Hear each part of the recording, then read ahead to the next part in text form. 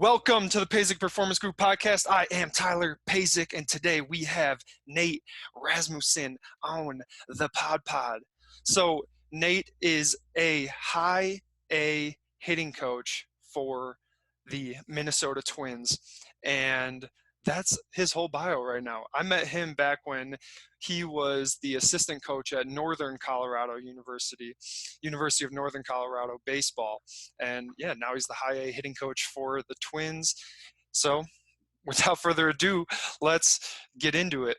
What's up, Nate? Welcome to the podcast, man. What's happening, Tyler? Excited to be here, man. Just hanging out, like right now, this podcast probably isn't going to come out for another month after we record it.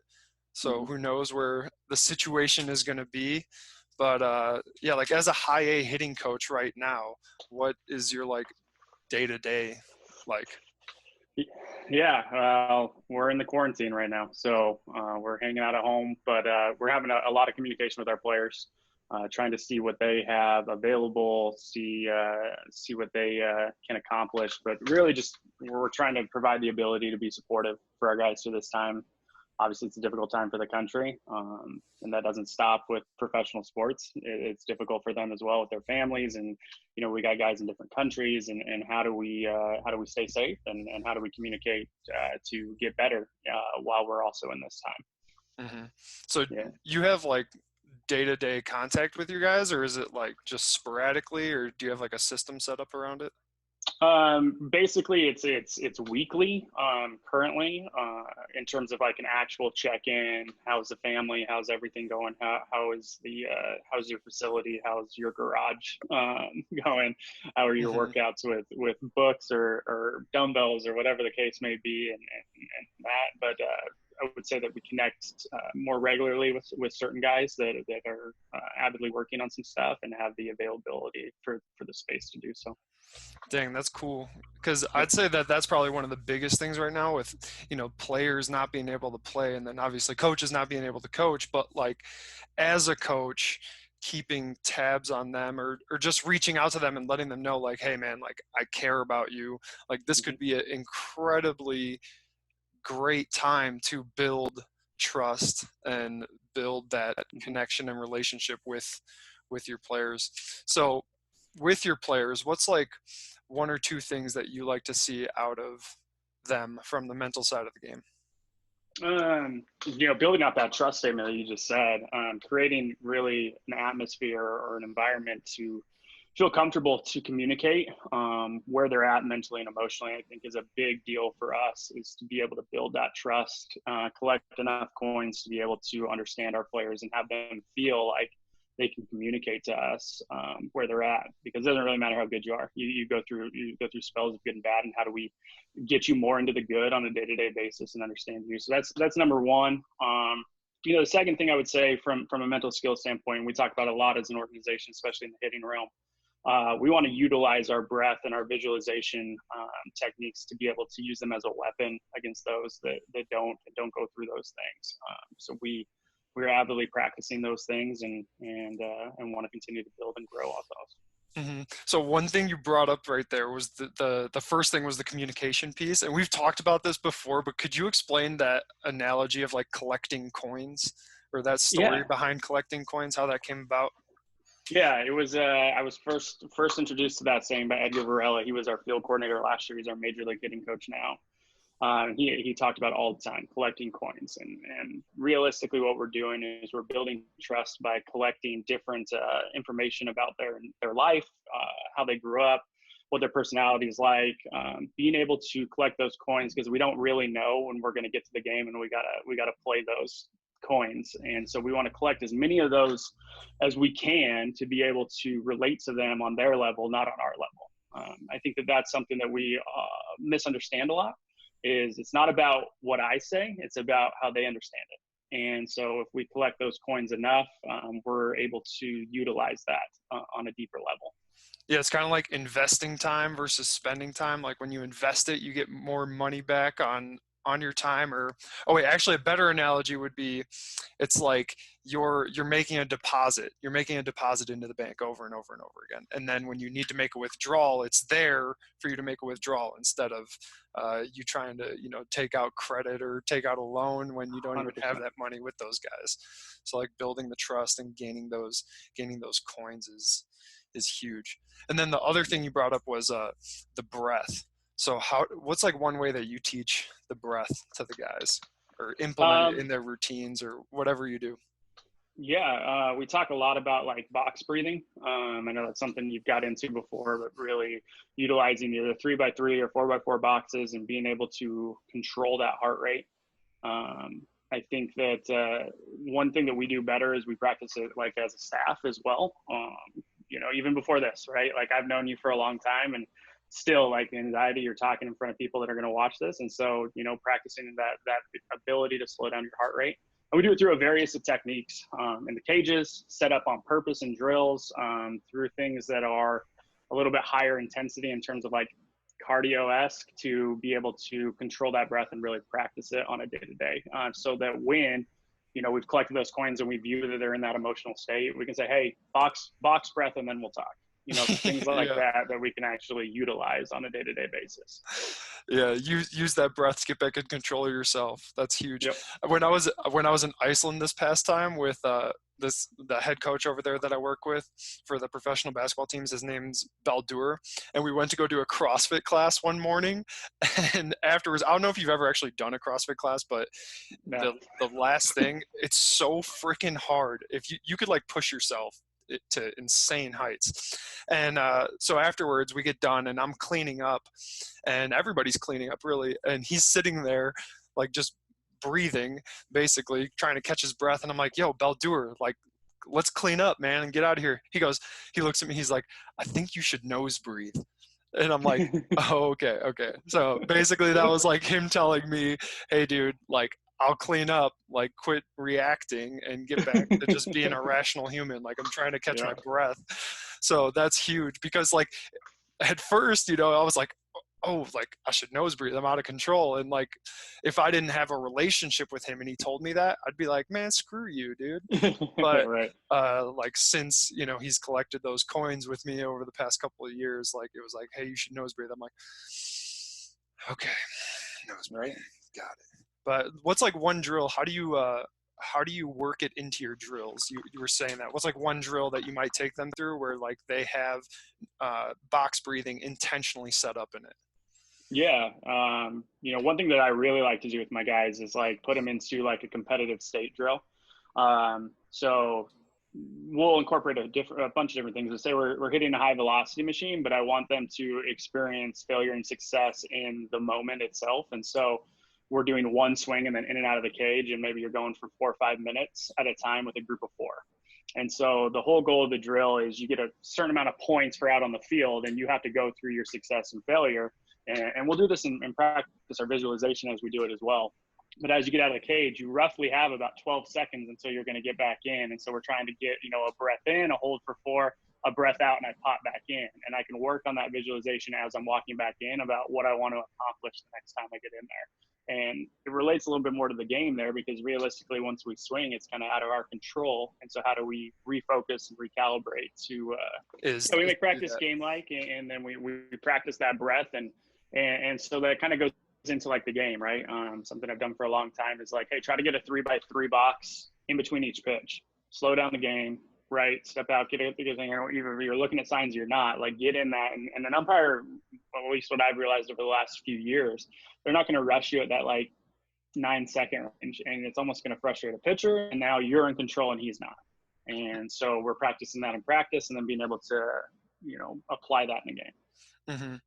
Yeah, that's huge, having them use that breathing in game. That's always like step one, I feel like, to the mental game. If you don't know anything about the mental game, all you have to know is like get your guys to take a breath in between pitches.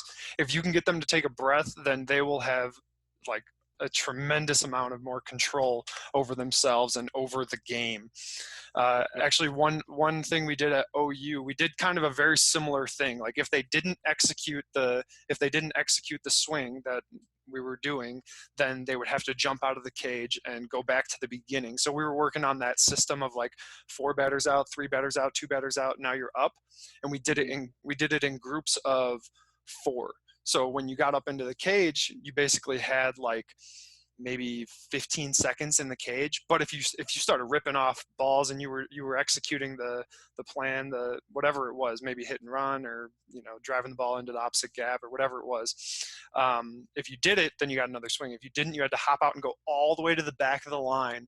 Guys were getting so frustrated because they're Right. used to getting in. You're used to getting in and taking like 5-10 hacks and like getting yours and then getting out, and it's like it's not game like at all. So when we had them go all the way back to the beginning, and then it's like it might take them like a minute to literally swing the bat again, or a minute and a half. Oh man, it was so frustrating for them, and it was amazing. Like I loved it personally because I was like, oh man, they're out of control right now. And then afterwards, that's when you can have a really good in-depth conversation with them about being in control of yourself and getting up there. And like you Absolutely. said, visualizing success when you get into the box. Like, actually, can we dive into that a little bit? Like, when it comes to visualizing success before you get into the box, is it like situation specific, do you think? Or could it be the same thing for a guy every single time? Or what's that like?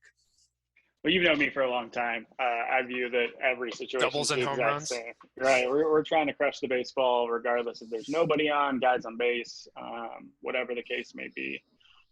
One thing I think with visualization that's missed a little bit is sometimes we ask them to visualize, and a lot of the things they'll visualize is things they watch on video.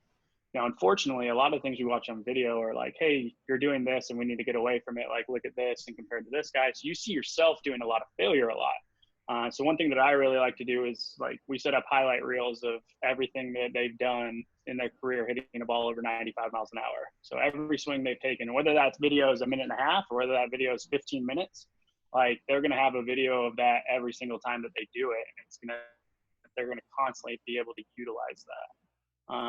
Whether that be in right before pregame or whatever the case may be. So then we use that, like they see that over and over again, and guys like to see themselves accomplish what they're trying to do. And so situationally, like for me, it all stays the same. Like you're still trying to crush a baseball regardless. And that's kind of throughout our organization. We're trying to hit a ball hard at the right angle over and over and over again. So here's the video of you doing it. Now you have that tool to be able to put in your brain rather than the video of you not accomplishing your backside or your path off or things like that. Instead of you going in and trying to figure out why you keep striking out, and you're watching yourself strike out over and over and over and over and over again, you think it's helping because you're like, oh, I'm fixing my weakness, right? Well, it's like, okay, let's not fix your weakness. Let's double down on your strength of you hitting the ball 95 miles an hour, or like off the bat for a line drive or a home run. So then, yeah, you're basically just rewiring and rewrapping those brain cells so that like when the brain fires to those muscles in your body, you're doing it more efficiently and more effectively. So Absolutely. that's huge. And then, yeah, like visualizing success over visualizing what you don't want to do. So I always talk about like the don't zone and the do zone. Like we want to focus on the do zone and getting back to the do zone. And a lot of kids, a lot of players in general, even like the professional guys I work with, like they're like, okay, I don't want to do this. And when they tell me that, I go, okay, well, what do you want to do? And then they Of go, oh, course. well, I do want to, like, give me a mechanical cue that guys normal that like might be a really regular mechanical cue. Yeah, I want to stay on path. Stay on path. So guys say like, I stay on path, but they might start that conversation by saying like, I don't want to come off of it or something like Yep. that. Or I Yeah, don't want to fly exactly. open. And then it's like, instead of you saying, hey, stay on path, then you ask them the question. And now it's their solution and they're held onto it. Like their brain holds onto that a little bit better. And then you can help correct and do whatever. But like getting them back to the do zone is super important. But Absolutely. I like that, the visualization, what's missed there. So like going back to the beginning, I guess, of what we were talking about with your players and communication, like what's one communication strategy that you found really helps with going from maybe college to professional, or just in general in life, or in your career now? Yeah, I think the biggest thing I learned from probably my first couple years coaching to what I do now is listen to respond. Don't think of your response while that's going on. And I think that's like the biggest deal is like you're going to miss something if you thought about your response and he goes on for 7 sentences, because the thing you thought of to respond to is not the most important thing potentially. And more often than not, it's not. So actually listen, feel that understanding, and then communicate back, because at the end of the day, you're learning how they're speaking, and so you want to speak at that same level. So I think that from my techniques, from my standpoint, it's like just doing a way better job of listening to what they're actually saying and responding accordingly, rather than thinking about my response. What's like one way you know when you're, how do you know you're listening at a deeper level with them? Or how I do can you? tell by my track right away. Like I can, when they say something and then immediately a thought pops in my head, I try to like basically create like a memory bank. And now this is off of guys that have like magic tricks that they remember things like completely. So like I imagine myself in a safe and like I put it in there, and then I kind of try to refocus myself back. And so then when I open the safe, I feel like I can remember better. I know it's kind of like a crazy thing to imagine, but I basically create a visual for myself of like lock that here and like refocus back to what it's saying. Mm-hmm. No, that makes complete sense. Or if it's like a garbage thought, another way to do it would be like, okay, put it in the garbage can, throw that out, and get back to paying attention. So I really like that. I've only used the garbage can thing, but I've never used the safe box or the lock box. I might try that one out next time. I'm like, oh Yeah. man, that's so good. Let me get back to that. Put it in the security box, and then afterwards open it back up, pull it out, and be like, okay, is this still worth bringing up?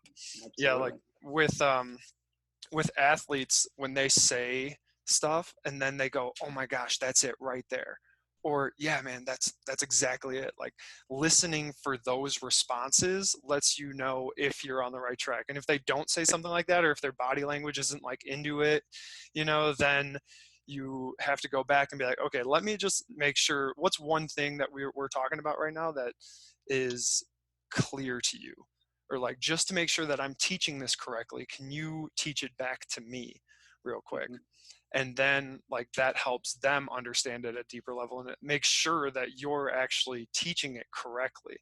And I feel like a lot of guys miss that step, is the checking, the perception checking, and making sure that it's okay. So before you move forward, that way you're not like trying to fix something over and over and over and over and over again. You can just kind of speed up that learning curve a lot quicker.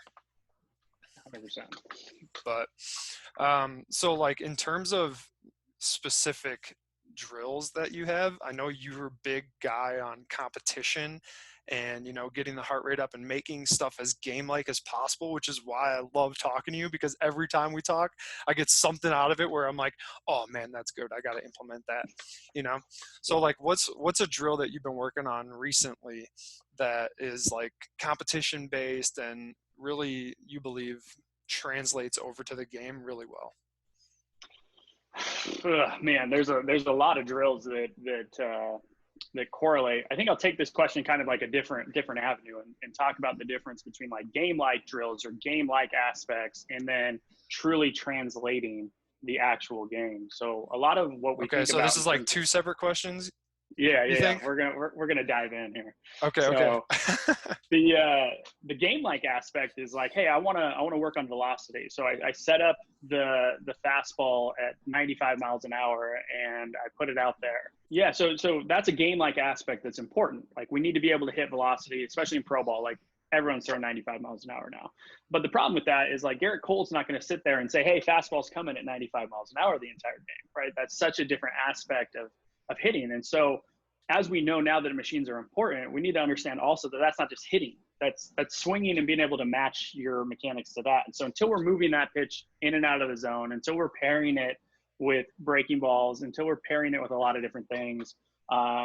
it's really going to be tough. And so what I like to do is, there's a couple different ways we can do this, but we can throw in softer balls or incrediballs that out of the machine as well. And so that we're working in that fastball in the zone, and without having to crank that, it's throwing it for a ball, or it's throwing the changeup down that we want to take, even if it's in the zone. And so we're trying to make direct, translatable drills that are going to match what a pitcher's trying to do, while also keeping the intensity a lot more than me throwing, 58 miles an hour, at them, that might be beneficial to some extent.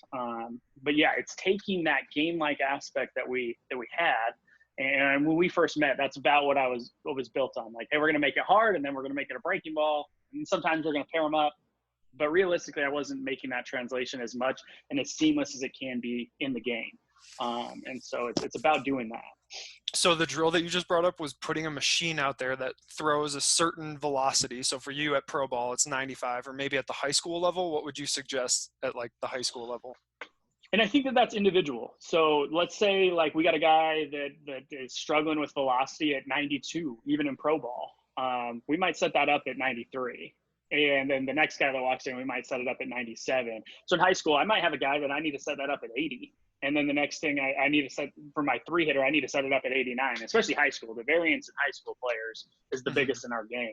I've coached at 3 different levels now, and I will tell you, once you get to college, it pretty much stays the same. Division 3 versus Division 3, Division 1 versus Division 1. But in high school, it's like, yeah, draft guy and guy that needs to hit the 7th for it. And so you need to train them accordingly. So what I was trying to get at there, though, was like when you drop the balls in there at whatever mile per hour it is, you have your regular hard balls, and then to work in like a changeup, you put in an incredible or a ball that's softer, so it comes out slower. Yeah, it comes out slower realistically, even if so I use like the incredible like fabric ones, and they'll come in and they'll come in like almost just a slow fastball. And it's not necessarily like change up action. And realistically, what we're trying to train our brain is that doesn't look the same as what I want to hit.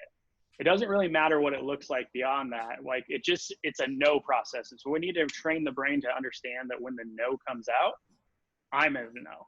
Or too often we're always in yes in practice, and we want to incorporate as many takes or as many things along those lines as we can. Yeah, I like that. So you're training, like the old like baseball thing is like yes, yes, yes, yes, yes, no. So you have to train that no, because so many guys get in the routine of BP where you're just always yes, yes, everything yes. And then when you get into the game, you're swinging it out of control at everything, and it doesn't work out in your favor. Right. Yeah, it can create two different types of players. The guy that chases at everything, who's far too aggressive, and the guy that's passive at everything because his practice doesn't directly translate to the game. So he's nervous and wanting to see the perfect pitch. What we're trying to create is a guy that can be explosive and trying to hit a ball over 95 miles an hour all the time, also being able to shut down when his brain tells him not to. Man, I like that. This doesn't look like what I want to swing at, so I need to be able to stop my swing. So you're training that stopping aspect. Absolutely. Okay, so that's the game-like version, right? You're making practice game-like. Now, how do you make it so that it translates over? I think we might have gone into that as well. Yeah. I just think that the more often we can match what a pitcher's trying to do to us. So the more often we can put multiple machines together, or we can go mix BP from close so that we're trying to match that perceived velocity. We have to get to those points where the game is as similar as we can possibly make it without putting a guy on the bump every day to just throw against us. And so we want to understand the individual portions, because there's times and places where we're just hitting a breaking ball and we're trying to move the machine up and down so you're hitting the right breaking ball. But we want to get as quickly as we can to this is how the game is allotting, and this is how the game is meant to be played. So I've seen you do the dual machines, or even like 3 machines before. Yeah. So basically what you do with that is you set up 3 machines right next to each other, and now you have like a curveball coming out of one and a fastball coming out of another, and maybe like a right-handed slider coming out of a different one, right? Yeah. And then you just mix and match, and you put the balls in the different ones at different times. Is it all random, or do you do like 2 out of each, or? Well, we're going to 3 machines. I haven't done the 3 machines since being in pro ball, because we only have 2 per affiliate. But okay, so we could do the 2 machines. We could do 2 machines. But no, I'll do both. With three machines, it's kind of like I'm training on the extreme. And so I might go like, hey, we got a right-handed hitter, so off to his left is a slider that's working on a plane that's really unrealistic. And so when we work on that unrealistic pitch type, as we train our body to move correctly to that pitch, once it's in the realistic, it's a lot easier. And so realistically, I'm trying to take their movement solution to the extreme so that when it's not like that, when it's just a normal nasty slider, they're able to understand what their body has to do to connect up with that. A normal nasty slider, but then Right. ultimately what it becomes is just a normal slider to them Yeah. because they've seen even nastier. Exactly. I mean, we want practice to be hard and the game to be easy, not the reverse. And for so long, it was the reverse. That's like old John Wooden. Like John Wooden, his players would say that like games were dessert. They're like, our practices were so hard that games were like nothing to us. So it sounds like that's exactly what you're trying to do. 100%. Dang, that's awesome. So you only do hitting, right? With the Twins? Yeah, I technically work with a physician, and I kind of filter in with like whatever staff I'm on to whatever position I'd work with. Have you tried applying any of this stuff to like different sports yet, or is it all baseball? I think that other sports have done a way better job than we have in terms of this in general.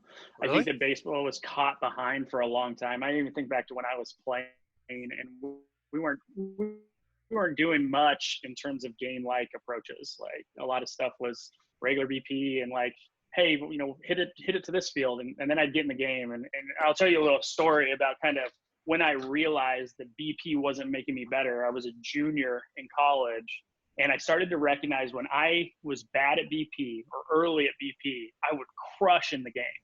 And then when I was on time in BP, I would be really bad in the game because I'd be late. And I didn't have, to be able to connect all up the dots. But I remember thinking that when I was coaching and when I realistically took my mentality and started to make these things game like, was like, oh, it's because I was ready to hit something firmer than what BP was. And then the reverse. And a lot of other sports, like even like basketball, right? You do like some variation drills, but then you go like, hey, 3-on-2 fast break drill. I mean, that's done like daily in basketball, a lot of trainings, and that's directly applicable. You look at football, how often, I mean, I played football. Friday night was like, oh, thank goodness I got to Friday night, because Monday through Thursday just absolutely sucked because football practice is brutal because you're hitting, you're doing a bunch of stuff. So I'm not saying that we haven't caught up, but I will say that we're doing a much better job of getting there. Mm-hmm. So what's like another? I'm thinking of like golf right now too. Even golf, you can like they talk about this when you're at the driving range, like not going up there and swinging and taking like 20 hacks with your driver at the same time. Like, take one or two, grab a new club, take one or two. Like imagine yourself out there on the course, like play holes from the tee box of the driving range, and that way you're getting in that like game like practice instead of just going up there and hitting 25 balls in a row with your 5-iron, which will never happen out on the course. Oh. It's funny how good I am at golf when I do that, though. Like by swing 4, I'm really good, and then I go out to the links, right? And I don't have swing 4. I have swing 1, and that's what we have to train. So I couldn't agree any more with that model of training. Mm-hmm. Wait, you have swing 1? What do you mean? So when I can go on the driving range like I do, and I'll go with my driver for 20 swings, and by swing 4, like I feel pretty good, and then I get out to the first tee box, and I have that first swing. And if I shake it, yeah. I don't just get to go again. I mean, I go again, but like I don't just get to go again. You know what I mean? Yeah, I know exactly what you mean. Yeah, dude, golf is a good one like that, to where you can like easily practice it. But I was saying, like, unless you're never going to hit your 5-iron like 25 times in a row. When I was in college, I actually only had like a 5, a 7, 5, 7, 9 putter. That's all I had. I had to borrow my friend's driver if I wanted to drive the ball. So I actually would sometimes hit the ball like 3 times in a row with my 5-iron. I got really good with my 5-iron. I'm not going to lie. My iron game, decent. Sounds like Tin Cup right there. Yeah, it basically was. That's probably why I like that movie so much. Yeah. But so here's another question I got for you. When you're putting these guys through a ton of failure, right? How do you get them to become okay with being frustrated? Because at first it's got to be incredibly frustrating. Like, how do you get them back to being under control of themselves quicker so that you guys can actually learn faster and speed up that learning curve? I think it's redefining what the word failure is in our game. I think that's obviously been misunderstood for so long. So if we're going off of straight batting average, I mean, you're going to fail more than 70% of the time. And is that truly what success is measured on? Where if my whole goal is to hit it as hard or harder than my average exit velocity and match the plane that I can to the best of my ability, I'm now creeping up into that 50-50 or even more range on a day-to-day basis, which makes you kind of understand. And so I think that for a century, we bred the mentally tough that were already currently mentally tough. And right now we need to redefine kind of what success needs to be measured on. And in our org, like, we promote and demote off of those things that are in their control more often than not. And so I think the more you talk about that, the more you say like, hey, like, I don't care if you make contact 3 out of 3 if they're all weak. I don't care if you make contact 1 out of 3 and that one's crushed. Like, that really redefines what success is in their brain, and we're really trying to connect up the dots in a better realm. So we're getting away from looking at batting average, which is in large part kind of out of your control, whereas you're getting them to focus on what? So I talk about quality ABs quite a bit. Do you guys go off of like the quality at bat kind of philosophy, or do you go off of a different philosophy in terms of controlling what you can control? Yeah, I mean, quality ABs, we're never going to say like, hey, like, good job moving them over. Because at the end of the day, like in professional baseball, when you're playing 162 games, like realistically, what we want you to do is hit a ball in the gap and score the guy. And realistically, what leads to that is hitting a ball at a good angle hard.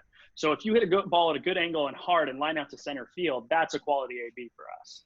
Like, you didn't move them over. Yeah, you did exactly what we asked you to do, because more often than not, when you do that, success comes.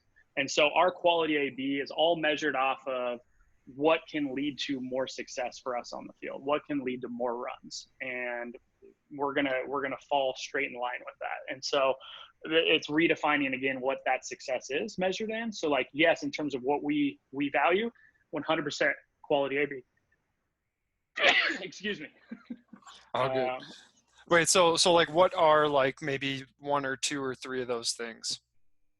Yeah, so I would say the 3 things that we look for are: did we hit the ball hard, number 1?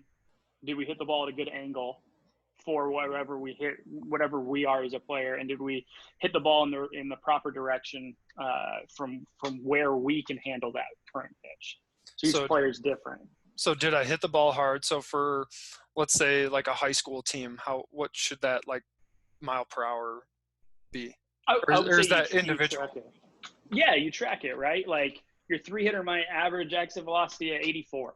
So did he hit a ball over 84 miles an hour, right? Check the box. Like, good job. You hit it over your average, or maybe a couple above your average, just to give him that carrot at the end of the stick right there. Mm-hmm. Did I hit that ball hard? And then what that is directly correlates to how that guy's angle should be.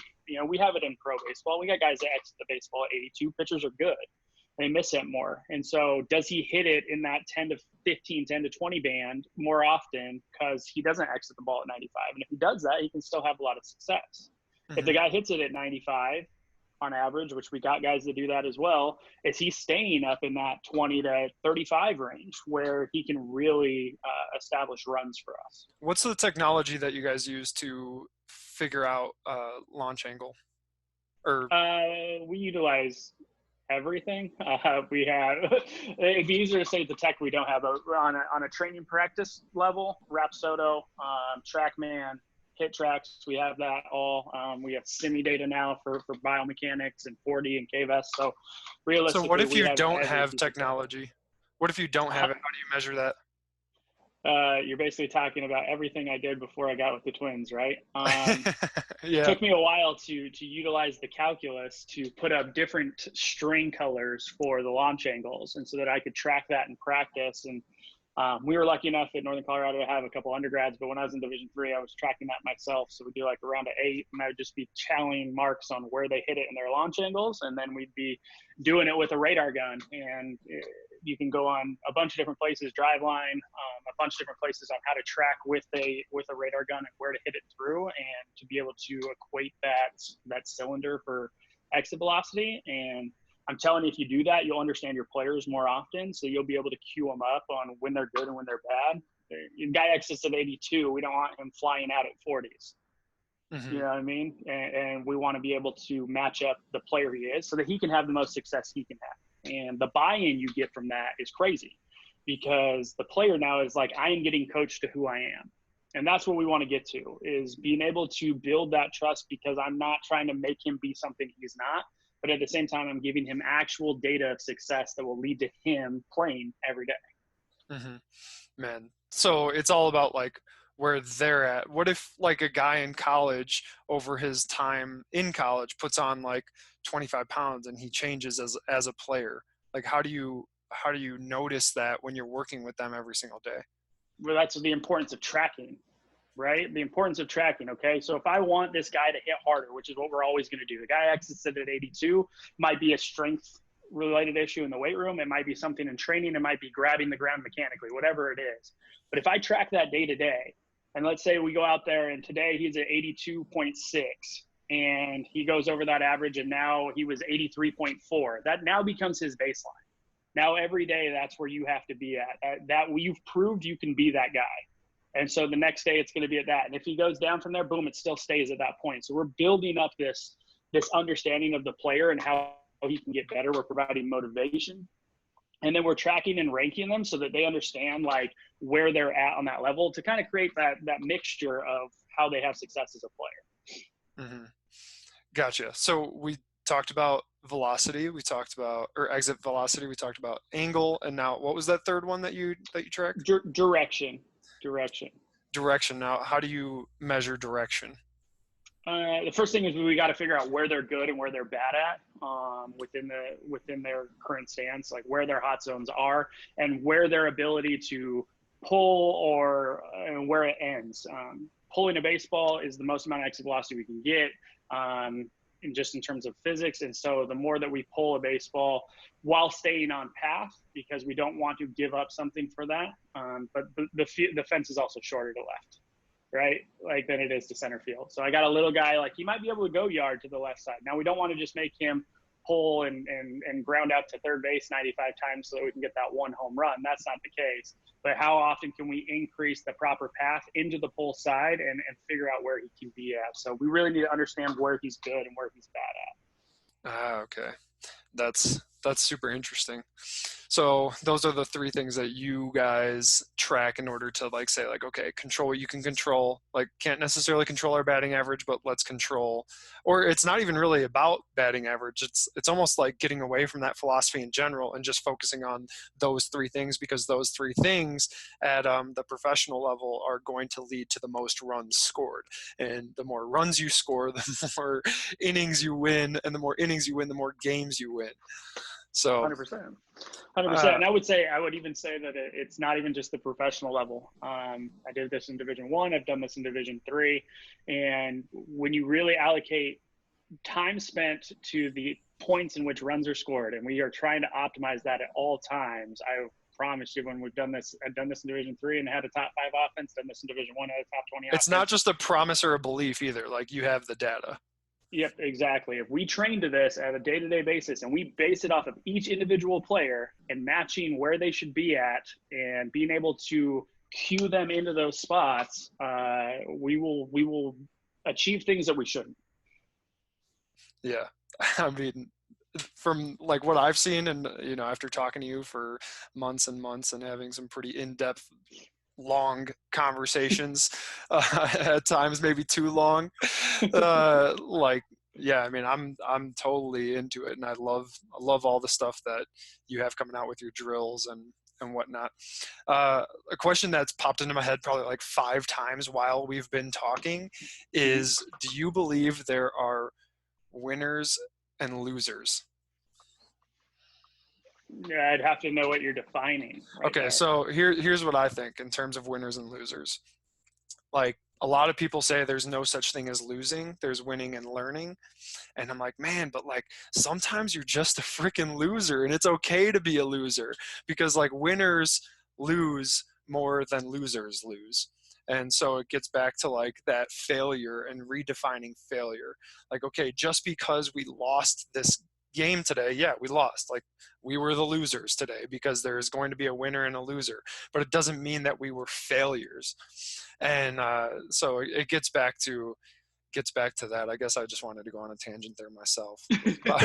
Was about like winning and losing, because I've heard that so much recently that I'm just like, man, but like that's not how life works. Like sometimes you're a loser, and that's okay, because you need to lose in order to be successful in the long run. Yeah, how often did somebody not struggle that became something great? I mean, there's countless examples of that, of failure and failure that led to creating something amazing. And to me, the only true losing would be the guy that doesn't learn from just failure.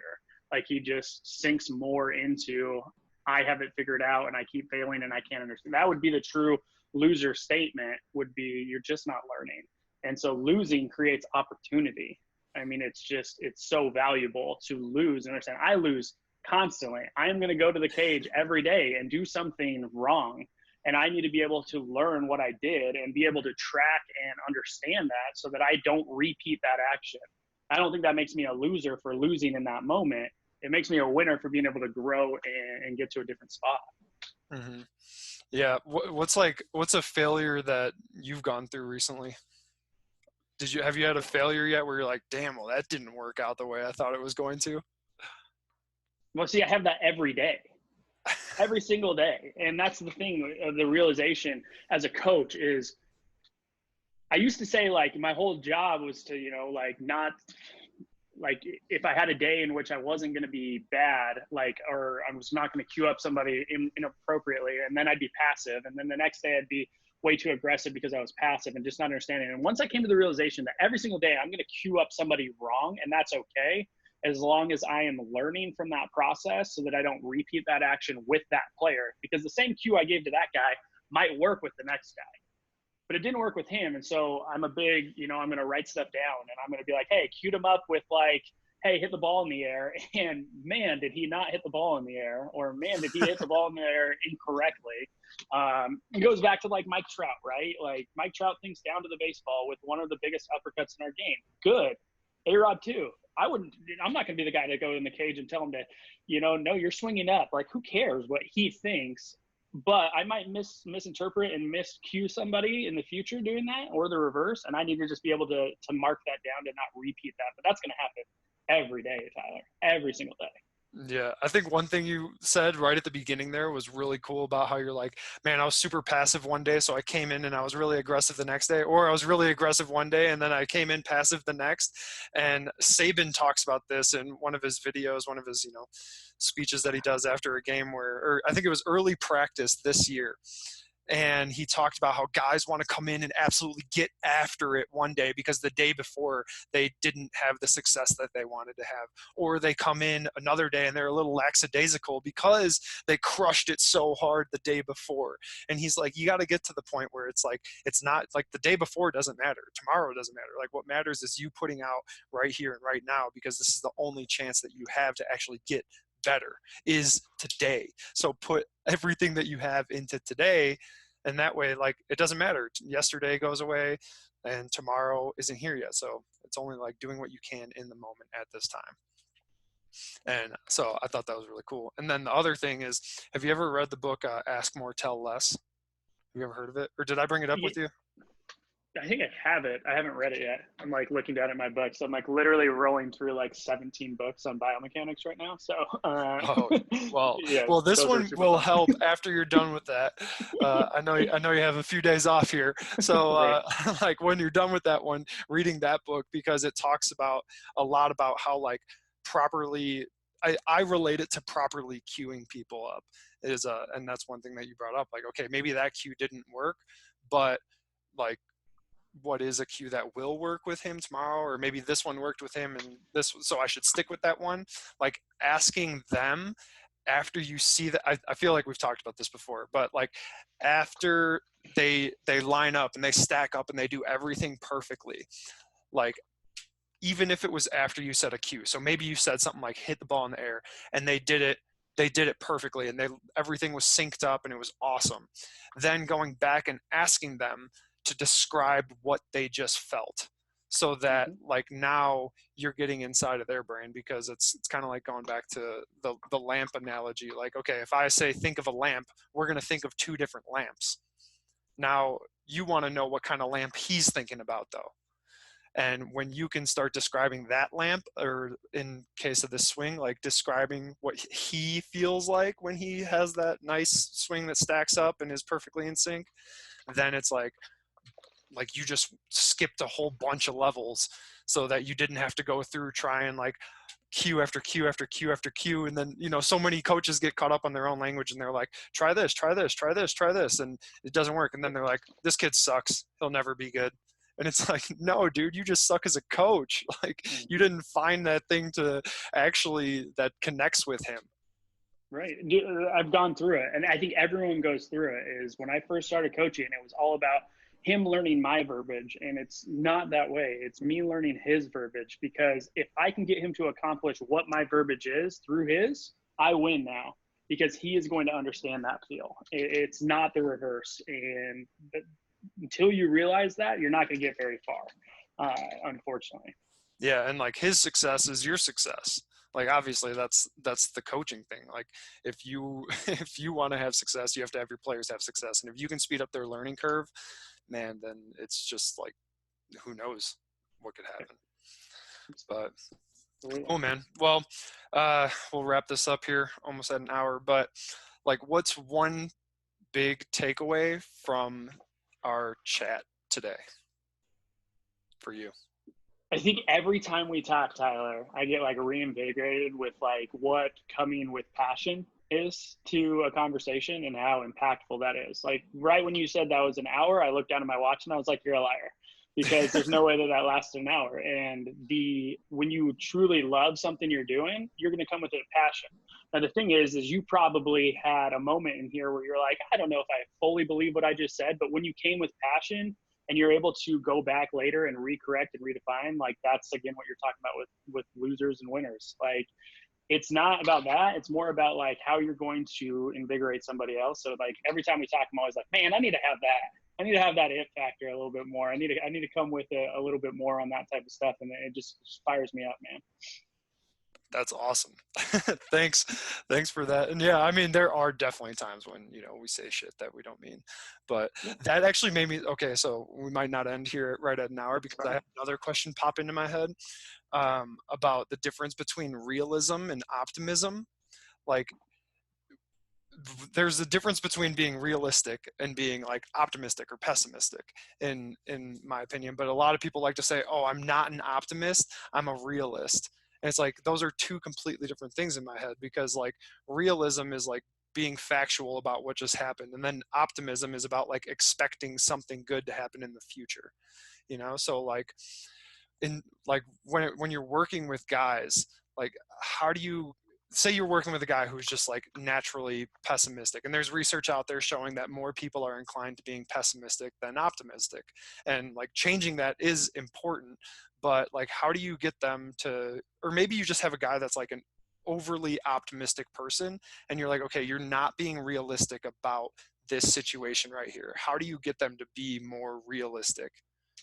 I would say you don't talk about it. I would say if you're pessimistic, the last thing you want to hear is you're pessimistic. Or if you're optimistic, the last thing you want to hear is you're too optimistic. I would say that it all comes down to building a routine for each one of those individuals. Like my job is to be the realist and then provide the scenario in which gets them to achieve that optimism, which to me is just potential. And so I need to be really good at creating that routine for most of those guys that are way too left or way too right. they live so far away that they can't understand that their day-to-day work are creating habits that are going to define what that becomes with. And so for me, it's all about routine building within them and teaching them the skills to build those routines. And at first it starts with me probably building the routine for them, and then allowing them to be like, hey, like, we're going to do the same routine as yesterday, but we're going to take out drill 3 and now it's on you. And then we're going to take out 2 and 3. And then we're going to take out 1, 2, and 3. And then eventually I'm going to walk away and hopefully be able to build those routines so that they trust the process of getting to where they need to be at. And they get really bought into accomplishing those tasks. So to me, like, I would not take the approach of going to them and being like, you're negative. Like, I'm sure he's been told that before. Hey, you're way too positive. I've been told that before. Like, at times I'm way too positive because I feel like if I'm positive, everyone will be positive. And that's just not the case. Some people just get super uncomfortable with it. But realistically, if I build my routine, I feel way more positive in the comfortability of where I need to be at. Yeah, because it puts your brain into like a state of comfort, which is like comfort builds confidence. If you're out there and you're incredibly uncomfortable in the box, or you're incredibly uncomfortable on the mound, your confidence, quote unquote, doing air quotes right now, like, will go down, because we want to feel comfortable. Like, that's when we're hitting at our best, or that's when we're pitching at our best, or fielding at our best, when we feel like we can do anything, when we're comfortable in any situation, and we can have success. But I like what you're saying about routines right there. Like, do you have like a system for routines where it's like a plug and play type of thing with guys, or is it kind of like all individual based? You were talking about like 3, like a 1, 2, 3 thing there. Like, you give them 3 different drills that they go through to kind of like get them to that place where you want them to be more consistently. Right. So we're going to be super complex at the start. We're going to have conversations with mental skills coaches. We're going to have conversations with their strength coach. We're going to have all these things to figure out where they are at mentally, what their deficiencies are in the weight room, or their movement profiles, or whatever. And we're going to build in these drills surrounding that and how we accomplish beating those. Now, if I try to implement all 4 of those at once, they're not going to remember the tasks of all of those. So the way I like to do it is like, okay, I want to combo these 4 drills, but what I'm going to start with is comboing 1 drill. Today we're going to start with 1 drill. We're going to really explain the task. We're going to understand it. You're going to talk to me back to it. Here's a piece of paper. You're going to write down your fields for this drill. You're going to write down what you understand, because on top of that drill might be wrong, Tyler. Like, it might be right for 90% of them, but it might be wrong for him. So I need to understand his fields and his understanding of that. Then go just basically start to reinsert good habits. Or put in good habits. I mean, there's the golden rule of habit change, right? Like, we're never going to extinguish bad habits. What we have to do is insert a good one. We have to re-put that in. And so we need to be able to have a central plan for their understanding. Mm-hmm. Yeah, that last thing you just said made me think of there's this woman, like, in terms of putting in good habits, like, there's this woman who used to smoke cigarettes whenever she would go horseback riding, but then one day she like gave up horseback riding and didn't ride horses for a decade, literally 10 years. And then she goes on a horseback riding trip with her friends and starts smoking again, because like that bad habit never went away. It's just that she replaced it with a different habit for the time being. So like, same thing here with baseball, putting in those good habits over and getting rid of those bad habits, or not getting rid of them, but replacing them. Exactly. Yeah.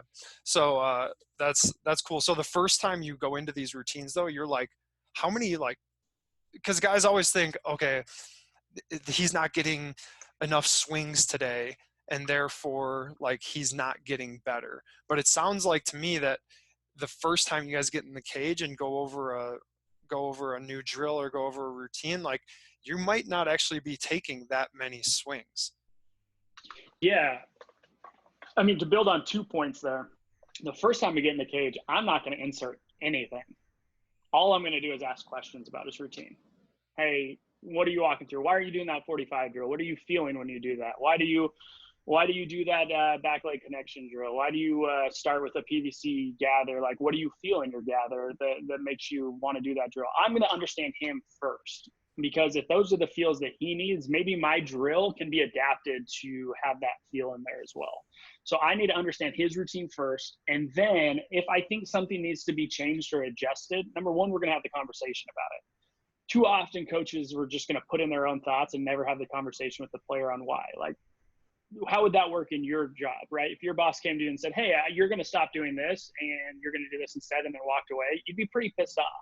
You'd want to understand why. And so ours is always, we're going to understand what that why is, and then I'm going to insert it slowly. So like, hey, what is the understanding? Hey, let's adapt that drill to this, because I may be able to trick him that this crappy drill he's doing that's really not affecting, and I've learned that it's not affecting from what he's doing and maybe metrically, I can insert it and he thinks it's the same drill, just variated, but it's actually like something that's really going to get him to the place he needs to get to. So as much as we can trick that brain and get it out of the way. Mm-hmm.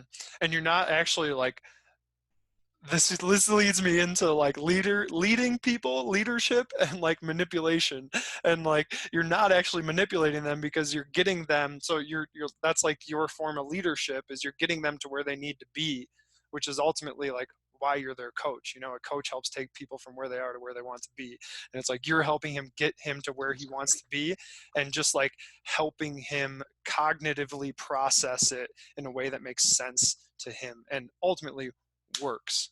If it works, it works. Like, so don't stop. 100%. And what we might learn through that process is that his routine is dynamite. He really understands who he is, and I don't need to insert anything. Just because I